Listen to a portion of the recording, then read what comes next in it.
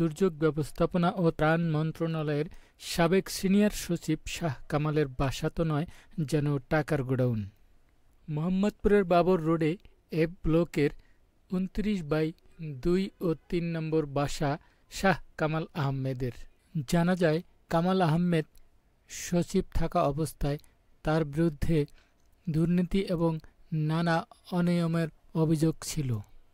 ধারণা করা হচ্ছে তিনি অবৈধ এবং দুর্নীতির মাধ্যমে এই টাকাগুলো অর্জন করেছেন। প্রত্যক্ষদর্শীরা জানিয়েছেন, প্রথমে 10-15 জন লোক সাদা পোশাকে দুদক এবং আইনশৃঙ্খলা বাহিনীর পরিচয় দিয়ে এই বাসায় ঢোকে। তারপর তারা তল্লাশি চালিয়ে বিপুল পরিমাণ টাকা ও স্বর্ণালংকার বের করে তার ভিতর থেকে তারা ছোট ছোট ব্যাগ ও লাকেজে ভরে নেওয়ার চেষ্টা করেছিল।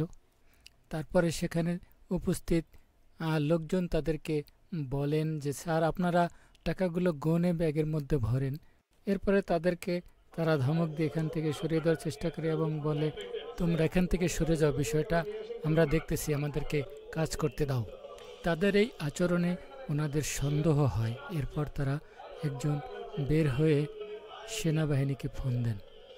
15-20 মিনিটের মধ্যে সেনাবাহিনী যখন চলে আসে তখন তাদেরকে নিয়ে মোহাম্মদপুর থানায় যান এবং থানা থেকে তারা সেখানে আরও কিছু পুলিশ নিয়ে এবং সেই বাসাতে ঢোকেন। পরে আশেপাশের লোকজনের সমাগম বাড়তে থাকে। প্রথমে যারা ঢুকেছিল তারা আস্তে আস্তে সেখান থেকে সরে পড়েন। সেনাবাহিনী এবং পুলিশ সাথে সাংবাদিকরা যখন একসাথে ওই বাসাতে প্রবেশ করেন, এর আগেই তারা সেখান থেকে একে একে ভিড়ের মধ্যে সরে পড়েন। এরপর সেনাবাহিনী, পুলিশ এবং গোয়েন্দা সংস্থার লোক যৌথভাবে তারা এই বাসার বিভিন্ন জায়গা থেকে বিভিন্নভাবে রাখা টাকাগুলো এক জায়গায় জড়ো করেন এবং সেই টাকাগুলো তারা আইনানুগ ব্যবস্থার মাধ্যমে জব্দ করেন। প্রত্যক্ষদর্শীরা জানিয়েছেন তাদের ধারণা যে 20 কোটি টাকার মতো সম্পদ এখানে রয়েছে।